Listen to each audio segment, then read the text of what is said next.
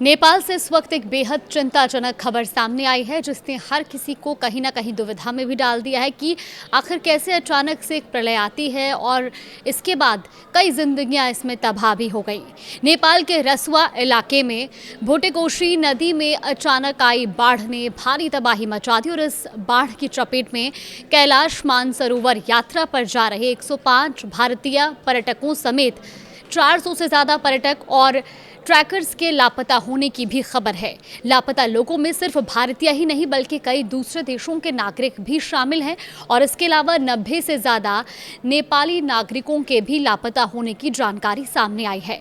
अब हालात की गंभीरता को देखते हुए नेपाल सेना, स्थानीय प्रशासन, टूरिस्ट पुलिस और दूसरी सुरक्षा एजेंसियां बड़े पैमाने पर राहत और बचाव अभियान चला रही हैं। सबसे पहले आपको बताते हैं कि आखिर हुआ क्या। देखिए, नेपाल पर्यटन बोर्ड के मुताबिक रसुआ में सुबह करीब 8:30 पर भोटेकोशी नदी का जलस्तर अचानक तेजी से बढ़ गया और नदी का पानी इतनी तेजी से बढ़ा कि उसके किनारे मौजूद पर्यटक और ट्रैकर्स इसकी चपेट में आ गए। अचानक आई इस बाढ़ ने इलाके में सड़क और पुलों को भी भारी नुकसान पहुंचाया है। जानकारी के मुताबिक करीब 40 किलोमीटर तक की सड़क तबाह हो गई है, जबकि 19 पुल भी बाढ़ की वजह से क्षतिग्रस्त या पूरी तरह तबाह हो गए। इससे प्रभावित इलाकों में राहत और बचाव अभियान चलाना भी बेहद मुश्किल हो गया है और कई जगहों पर सड़क संपर्क टूट गया है और दूर दराज के इलाकों तक पहुंचने में रेस्क्यू टीमों को मुश्किलों का सामना करना पड़ रहा है। अब बात करते हैं उन लोगों की जिनके लापता होने की खबर सामने आई। नेपाल पर्यटन बोर्ड के मुताबिक लापता लोगों में 105 भारतीय पर्यटक शामिल हैं।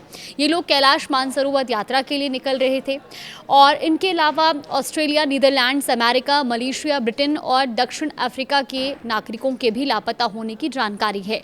हालांकि अभी कई अन्य विदेशी पर्यटकों की राष्ट्रीयता की पुष्टि नहीं हो पाई है और इसीलिए आशंका ये भी जताई जा रही है कि आने वाले समय में लापता भारतीय नागरिकों समेत विदेशी पर्यटकों की संख्या में बदलाव हो सकता है। फिलहाल नेपाल प्रशासन और ट्रैवल एजेंसियां लापता यात्रियों की जानकारी जुटाने में लगी हुई हैं। यात्रियों के नाम, उनकी यात्रा की जानकारी और संभावित लोकेशन का पता लगाने की कोशिशें भी जारी हैं ताकि रेस्क्यू टीमों को ये पता चल सके कि कौन कौन से लोग कहां फंसे हुए हैं। अब आपको बताते हैं कि मौके पर रेस्क्यू ऑपरेशन किस तरह चलाया जा रहा है। दरअसल नेपाल सेना, special operations team, medical team, स्थानीय प्रशासन और सुरक्षा एजेंसियां मिलकर राहत और बचाव अभियान चला रही हैं और सबसे ज्यादा प्रभावित बुसी और तुसु इलाके में अब तक 20 लोगों को सुरक्षित निकाल लिया गया है। नेपाल सेना के प्रवक्ता के मुताबिक राहत और बचाव अभियान में तेजी लाने के लिए प्रभावित क्षेत्रों में कुल 15 हेलीकॉप्टर तैनात किए गए हैं और इनमें 7 हेलीकॉप्टर नेपाली सेना के हैं, जबकि बाकी हेलीकॉप्टर सशस्त्र पुलिस बल और निजी ऑपरेटरों के हैं। हेलीकॉप्टरों के जरिए फंसे हुए लोगों तक पहुंचने और उन्हें सुरक्षित स्थानों पर लाने और जरूरी सामान और साथ ही मेडिकल सहायता पहुंचाने का काम भी किया जा रहा है। घायलों के इलाज के लिए भी इंतजाम किए गए हैं। साथ ही मस्टी ट्रेनिंग कैंप में एक विशेष मेडिकल सेंटर बनाया गया है जहां घायल लोगों का इलाज किया जा रहा है। इसके अलावा काठमांडू से भी अतिरिक्त सैन्य और मेडिकल टीमों को रसुआ भेजा गया है। यानी नेपाल प्रशासन की प्राथमिकता फिलहाल ज़्यादा से ज़्यादा लोगों को सुरक्षित निकालना और घायलों को तुरंत मेडिकल सहायता उपलब्ध कराना है और इस पूरी घटना में सुरक्षा कर्मी भी प्रभावित हुए हैं।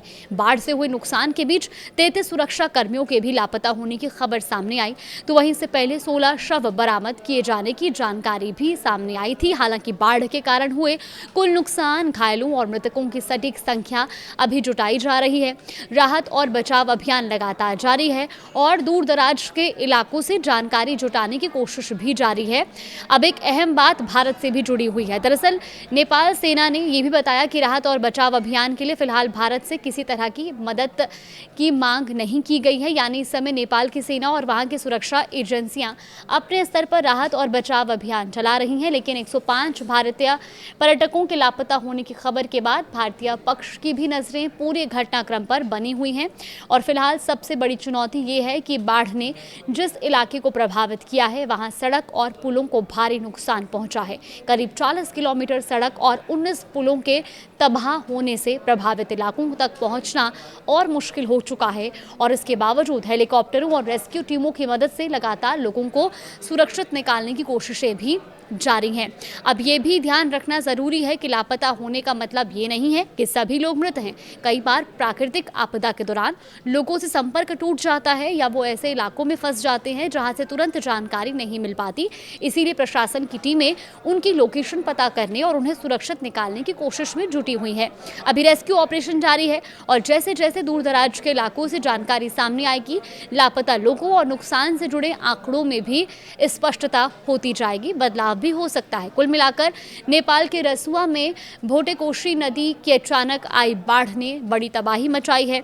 भारतीय पर्यटकों समेत 400 से ज़्यादा पर्यटकों और ट्रैकर्स के लापता होने की खबर ने और चिंताएं बढ़ा दी हैं। 90 से ज़्यादा नेपाली नागरिक भी लापता बताए जा रहे हैं और कई देशों के नागरिकों की भी लापता होने की जानकारी सामने आई है।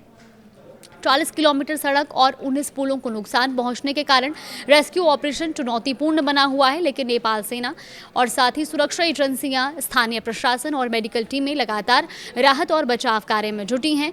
इसके साथ ही 15 हेलीकॉप्टरों को ऑपरेशन में लगाया गया है और अब तक करीब 20 लोगों को सुरक्षित निकाला जा चुका है और फिलहाल सभी की नज़र इस बात पर है कि रेस्क्यू टीमें कितने और लोगों को सुरक्षित निकाल पाती हैं और लापता यात्रियों की वास्तविक स्थिति क्या सामने आती है। जैसे ही प्रशासन की ओर से कोई आधिकारिक और पुष्ट जानकारी सामने आएगी, इस घटनाक्रम से जुड़ी तस्वीरें और साफ होंगी।